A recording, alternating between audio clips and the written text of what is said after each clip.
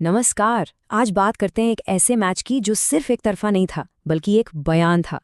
चेन्नई की मुंबई पर वो जबरदस्त जीत जिसने कई सवाल खड़े कर दिए। चलिए इस पूरे एक्शन को परत दर परत समझते हैं। कहानी की शुरुआत होती है इस एक नंबर से 103। ये सिर्फ रनों का अंतर नहीं था, ये उस दिन दोनों टीमों के बीच की खाई को दिखाता है। भाई टी20 क्रिकेट में 103 रनों से जीतना, ये तो बहुत बहुत बड़ी बात है। मैच की कहानी में ना कोई खास ट्विस्ट था ही नहीं, बिल्कुल सीधी थी। चेन्नई ने 208 रनों का एक पहाड़ जैसा लक्ष्य रखा और जवाब में मुंबई की पूरी टीम 104 पर सिमट गई। मतलब लक्ष्य का पीछा करने की कोशिश तो आधे रास्ते में ही दम तोड़ गई। मुंबई इंडियंस के लिए ये सिर्फ एक और हार नहीं थी, इसे एक तरह से शर्मनाक हार के तौर पर देखा गया, जिसने टीम के फैंस को, आप कह सकते हैं कि पूरी तरह से निराश कर दिया। अच्छा, अब सिक्के का दूसरा पहलू देखते हैं। इस मैच के हीरो वो थे संजू सैमसन। उनकी पारी सिर्फ एक शतक नहीं थी, बल्कि एक मास्टर क्लास थी कि दबाव में अपनी पारी की रफ्तार को कैसे बढ़ाया जाता है। जरा देखिए उन्होंने अपनी पारी को कैसे आगे बढ़ाया। शुरुआत काफी धीमी थी, लेकिन एक बार जब उनकी नजरें जम गई, उसके बाद तो बाउंड्रीज की ऐसी झड़ी लगाई कि मुंबई के गेंदबाज बस एक दूसरे का मुंह देखते रह गए। ये एक परफेक्ट टी20 शतक था, बिल्कुल। तो संजू की पारी पर कुछ लोगों ने सवाल भी उठाए कि क्या वो टीम के लिए नहीं बल्कि अपने शतक के लिए खेल रहे थे। लेकिन सोर्स का मानना है कि भाई जब जीत का अंतर इतना बड़ा हो तो ये सारी बहस से बेमानी हो जाती है। चलिए अब मुंबई की बल्लेबाजी पर आते हैं। इसके लिए सोर्स एक बहुत ही दिलचस्प शब्द इस्तेमाल करता है, घाया माया। ये शब्द उनकी हैरान करने वाली बल्लेबाजी को एकदम सही तरीके से बताता है। तो ये घाया माया का मतलब क्या है? मतलब पूरी तरह से कंफ्यूज्ड, बिना किसी प्लान के, बिना किसी दिशा के। और सूर्य कुमार यादव और तिलक वर्मा की साझेदारी ठीक वैसी ही थी। किसी को समझ ही नहीं आ रहा था कि वो आखिर करना क्या चाहते हैं। ये चार्ट देखिए, पूरी कहानी शीशे की तरह साफ हो जाती है।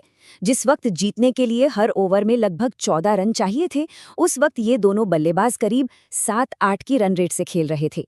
इस धीमी बल्लेबाजी ने तो मैच को मुंबई की पहुंच से बहुत बहुत दूर कर दिया था। और यही तो सबसे बड़ा सवाल है, आखिर उनकी रणनीति क्या थी? 208 रनों का पीछा करते हुए जीतने का वो इरादा, वो जज्बा, वो कहाँ था? ऐसा लग रहा था मानो किसी ने जीतने की कोशिश ही नहीं की। और जब टीम में इरादे की कमी दिखती है ना, तो उंगलियां सीधे कप्तान पर उठती हैं। इस हार का क्लाइमैक्स कप्तान हार्दिक पांड्या के नेतृत्व पर खड़े हुए सवाल हैं। सोर्स के मुताबिक पांड्या कई मोर्चों पर फेल हुए। गेंदबाजी में वो बहुत महंगे साबित हुए, उनकी कप्तानी में वो धार नहीं दिखी, और सबसे चिंता की बात ये कही जा रही है कि टीम के कुछ खिलाड़ी शायद उनके नेतृत्व में खेलना ही नहीं चाहते। तो विश्लेषण बहुत साफ और कड़ा है। पांड्या को कप्तानी छोड़ देनी चाहिए। ऐसा लगता है जैसे टीम ने लड़ने का जज्बा ही खो दिया है, और शायद नेतृत्व में बदलाव ही इसका एकमात्र हल है। तो ठीक है, मैच हो गया। अब इस एक तरफा मैच का टूर्नामेंट पर क्या असर पड़ता है? दोनों टीमों के लिए प्लेऑफ की राह अब यहाँ से कैसी दिखती है? देखिए, मुंबई के लिए तो कहानी लगभग खत्म ही समझिए। इस हार के बाद सोर्स का मानना है कि उनका इस सीजन में वापसी करना अब नामुमकिन सा है। वहीं दूसरी तरफ चेन्नई के लिए उम्मीदें अभी जिंदा हैं। उन्हें अपने बचे हुए 7 मैचों में से 5 जीतने होंगे। हाँ, रास्ता मुश्किल जरूर है, लेकिन नामुमकिन बिल्कुल नहीं। सोर्स ने आगे के मैचों का एक अनुमान भी लगाया है। अगर ये भविष्यवाणियां सही साबित होती हैं तो चेन्नई प्लेऑफ की दौड़ में बनी रह सकती है। लेकिन हाँ, इसके लिए उन्हें अपना बेस्ट प्रदर्शन करना होगा। लेकिन इस मैच में ना जीत, हार, रन और विकेट से भी बढ़कर कुछ था। एक ऐसी कहानी जो खेल भावना और इंसानियत की मिसाल है। और ये कहानी है गेंदबाज मुकेश चौधरी की। ये जानना हम सब के लिए बहुत ज़रूरी है कि मुकेश चौधरी इस मैच में एक बहुत बड़े व्यक्तिगत दुख से गुजर रहे थे। मैच से कुछ ही समय पहले उनकी मां का निधन हो गया था।